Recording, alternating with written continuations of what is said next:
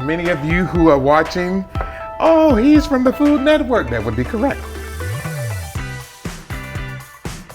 If it grows in the ground or moves in the water, it's getting in a pot.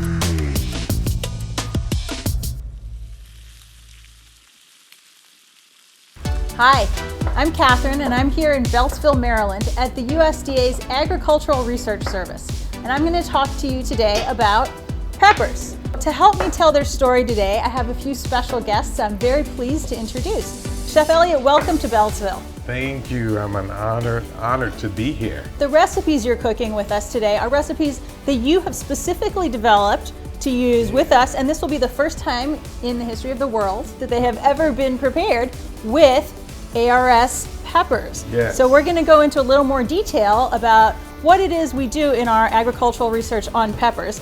And I'd like to introduce Rob and John. Welcome to the show.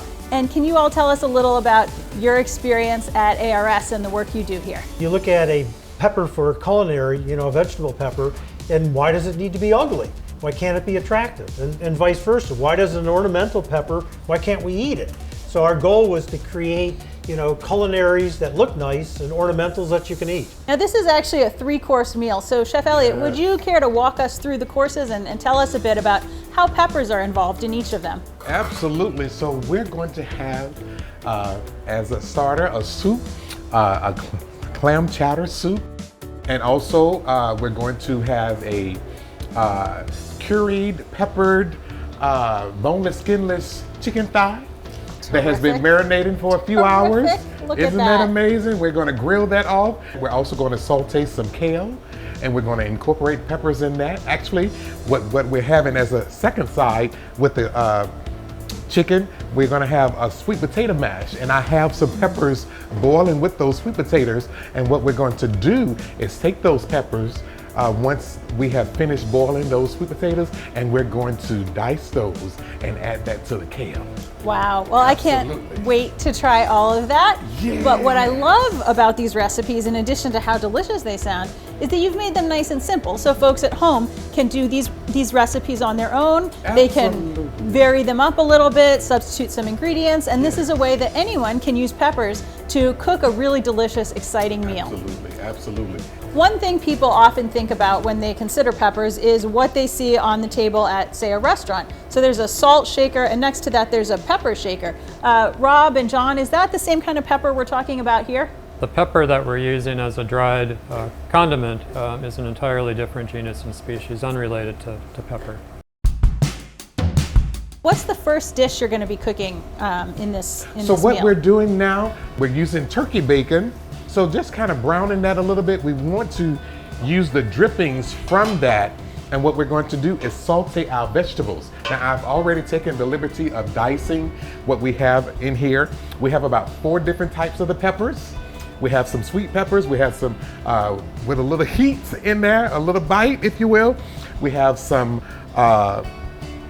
onions, right? A little celery, and have that. And we're gonna saute that once in the drippings that we have from the turkey bacon. And I added a little bit of unsalted butter. I already have our sweet potatoes boiling, and I'm also making some homemade chicken broth, because from the chicken, we actually took the skin and deboned it ourselves. Okay. Right? And so I'm using the skin from the chicken and the bones from the chicken and making some chicken broth that we're going to use for the clam chowder. Delicious, and I love how you're using all the parts of the chicken, all the parts of the fruit on the pepper. Rob, is a pepper a fruit, a vegetable, or what? Yeah, what a pepper is, it's actually a fruit. So what it results from a flower on the plant, gets pollinated, and then that particular flower then develops into a fruit. So the pepper has a fruit. And most fruits you can recognize because fruits contain seeds. Chef Elliott, can you tell us about where we are now in the recipe? So we have browned the turkey bacon, and so I've added our vegetables. I Okay. minced some fresh garlic, and so I'm just sauteing that in the drippings from the Wow. turkey bacon. And then we're going to add our chicken stock, our homemade chicken stock. That's a delicious mix of very diverse ingredients. Absolutely, absolutely. And I want to incorporate, interject right here. Some of the leaves from the peppers are also in here. And if you eat a leaf from a spicy plant, is that also going to be spicy if it's part of a spicy pepper plant? No, the spiciness is due to capsaicin, and it's not really found in the leaves, just found in actually the fruit. And it looks like, John, you're going to be able to give us a quick demo. Tell us a little about what we're looking at here. The capsaicinoids are concentrated in this placental ridge where the seeds are produced. Now, the placental ridge means the whitish part there. Correct. So we can still eat that part, is that correct? Yes. Okay, and it's just going to be a lot spicier if it's a spicy pepper. Terrific. Peppers were first bred in pre-Columbian times by Aztec, Incan, and Mayan plant breeders. And these plant breeders developed over a dozen pod types in that period. By the time Columbus came to the Americas in the 15th century, the hard work was already done. He took these types back to Europe and introduced pepper as a culinary item there, but ironically it was more popular as an ornamental upon first introduction. People are very familiar at Christmas time in poinsettias.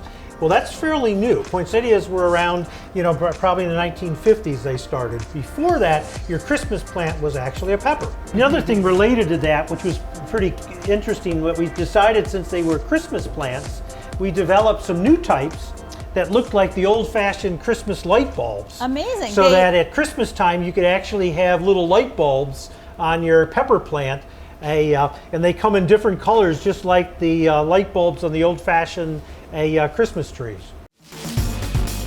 Well, we've got some heat going on over here on the stove. So, Chef Elliott, can you tell us a little about what you're doing with the kale and how that fits into the meal? So we have our sweet potatoes going on. Great. We have our clam chowder soup going on, and now we are starting our braised kale. So what I did, I had some olive oil, because Okay. this is 100% vegan. Great. So we just started out with the heated saucepan, add a little olive oil, let that kind of heat up a little bit. Now we're adding the kale. We're gonna add a little bit of veggie stock All right. or veggie seasoning in there, Okay. right? And we're doing 2 pounds of it, so we're gonna do a pound at a time. Okay. Let that kind of cook down because it has a lot of water Okay. in green leafy vegetables. So Sure. let some of that come out of that, and then we'll add the other pound of kale. Terrific. Put a little bit of that in there, right? Oh yes. So what I'm adding now is a little balsamic vinegar, Okay. right? Love To that. add a little bit more flavor, right? We're gonna Okay. add a little bit of red wine vinegar, right? And this is going into the braised kale. And growing up in the South, I was taught you cook greens all day and all night. Well, they're gonna be tender, yes, but the nutrients are gone, the vitamins are gone, the minerals are gone. So we're gonna, at the most, 15 minutes, and this kale is gonna be completely done. Amazing. Completely done. So we can do that very quickly at home on a busy evening or whenever. Absolutely, absolutely. Now- Gonna add a little bit of Chef Elliott salt shaking seasoning in there. Oh, that's interesting. Can you tell us a little bit more about that seasoning, Chef Elliott?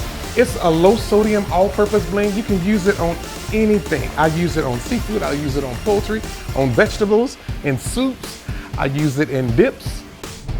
And it looks like the dish is just about ready. Is that right, Chef Elliott? Yes, we're on the last dish, which is the grilled chicken. Terrific. And tell us a little bit about what you did with that recipe today. So all we did was just added, it's been marinated for about a couple of hours. So we have some curry powder, right? Some of Chef Elliott's soul shaking seasoning in there. We got some, of course, the peppers, right? We got some diced onions, got some minced garlic in there, a little hint of lemon juice, and I can't believe I told you that. That's the secret. But we also have a little bit of black pepper and a little bit of kosher salt, and it's and some olive oil and smoked paprika, and Beautiful. that's been in there. And we got our flat top grill heated. We're gonna add just a little bit of olive oil more just to make sure that it does not stick. So that sounds like you could whip it up at home very easily if you Absolutely. don't have a lot of time on your hands. Just pop it in the fridge. Absolutely. And then it's very easy to just get it ready to cook. Get it ready. That's a nice sizzle. Now I love that you did a custom recipe for us, and it sounds like chicken is yet another thing that pepper goes really well with. Absolutely. Any poultry, whether it's chicken or whether it's duck or turkey, Oh, all wow. of that. Oh, Okay. look at here. Hey. And we have a guest with us today whom I'm very honored to welcome. This is Undersecretary Dr. Shavonda Jacobs-Young, who is joining us. She is the USDA's Chief Scientist. Thank you, Dr. Jacobs-Young, for joining us today. Thank you. And what's going on here in our kitchen? Listen, you caught me in your kitchen. I'm sorry, but I have some wonderful, wonderful dishes for you. The scientists have been so gracious to me. They went out in the fields in your vineyards this morning and picked me some fresh peppers. And I have been incorporating all of those peppers into the dishes that I created. And I want you to sample every last one. Are you hungry? It's about lunchtime. I am starving, so I'm so Listen. happy to be here. And thank you, Rob and John, for your hard work this morning. So how does something like developing new types of peppers fit into that mission? Every day, USDA scientists are busy. We're busy looking for opportunities, science, information, discovery, and innovation to develop new varieties of food. And we want to keep the diet, we want to keep it engaging and interesting. And our scientists are conducting research that makes healthy, safe, and nutritious food. And so the pepper space is no different than any other space. And I'm so proud of our scientists who work every day to create a variety of opportunities for us on peppers, from sweet to spicy. So I'm just really proud of the work that's done here in our laboratory. I understand you have a variety here today that's actually won an award. And I remember being a part of that wonderful day when you received the award. Sure, we do. That cultivar was named Black Pearl. Yes. It was bred as an ornamental, but it is finding culinary use. So is this pepper spicy or sweet, John? It's extremely spicy. Yes, not that's for what I the weak of remember. heart. Can you tell us a little about your relationship with peppers? Did you ever cook with peppers growing up? Have you ever grown peppers? When I was growing up in Georgia, it was not uncommon for our elders to have a bottle of peppers soaking in vinegar on the table. So when Chef Elliott lifted the pans to show me his wonderful kale, I can just see my grandmother and the others just shaking the pepper vinegar on their greens, their collards, their mustards, and their turnips. We weren't eating a lot of kale in those days, Right. but certainly when greens were served, the pepper sauce came out. I love the variety of the colorful peppers that we're provided today. It makes any dish look amazing, taste amazing, and is healthy.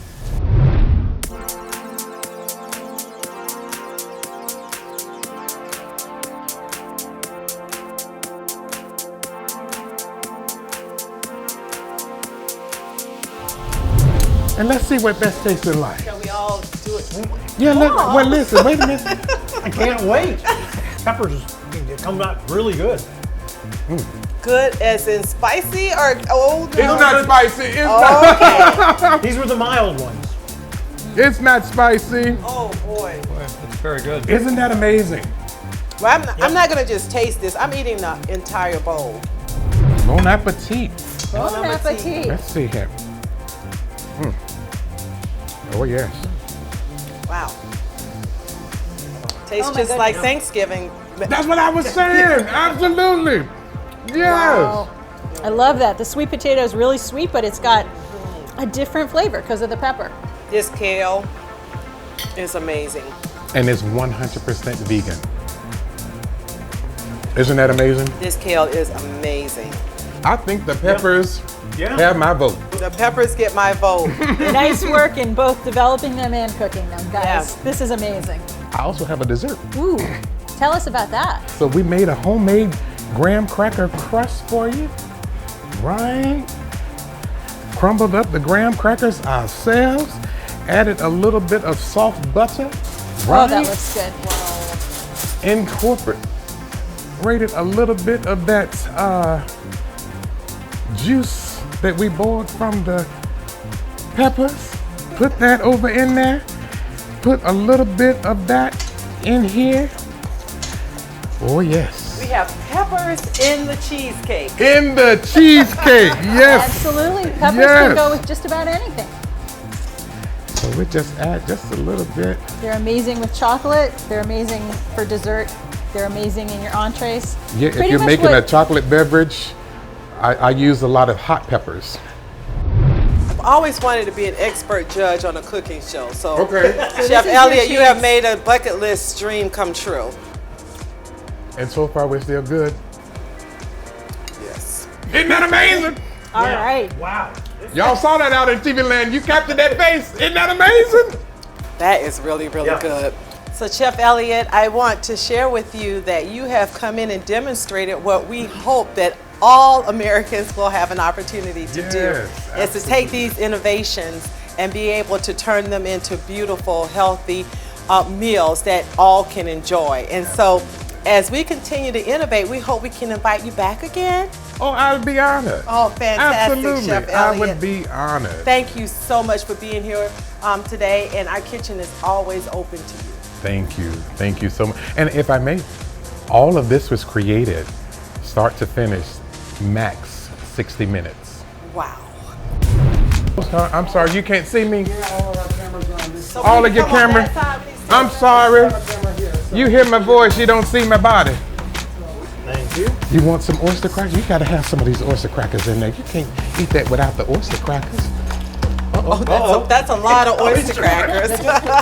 Oh, but when you taste it, it may not be as subtle as you think. Well, I can't wait to find out. I can't wait to find out. Absolutely. Is that what we call them? Surprise peppers? You can. You don't know if it's going to be hot. You don't know if it's going to be sweet until you bite into it. Yep. Thank you, Chef Elliott. All right. Let's keep eating. Okay, I gotta finish my food.